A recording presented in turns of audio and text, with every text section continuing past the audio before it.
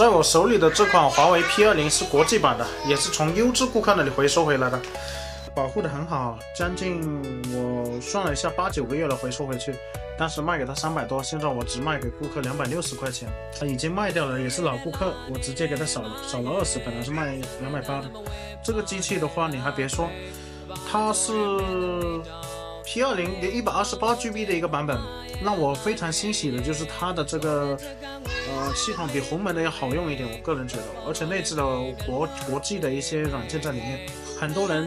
是非常喜欢这样子内置了国外的一些软件，因为后面的一些原因，到后面的华为手机因为各种原因，很多国际的一些软件它就用不了。这种手机拿过去打电话、看看视频是非常优秀的。还有一点就是华为的手机信号确实要比苹果的好，这点是无可厚非的。它的屏幕虽然达不到顶级的一个水平，但是京东方的一个屏幕在国内来说已经算是业内的翘楚了。两个镜头拍出来的徕卡的一个风格，给我们感觉的那种色调是冷冷的，这点比较适合我的一个喜好。它早期的那个 UI 风格是那种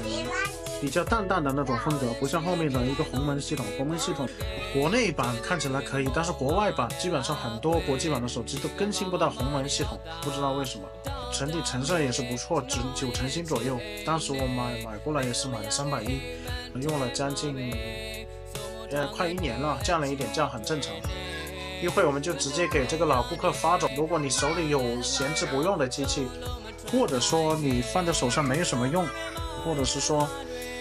也有想置换手机，也可以联系我们，我们专门卖这些便宜的手机，或者是说那种200-300、100-200块钱、500-600的手机。好的，谢谢。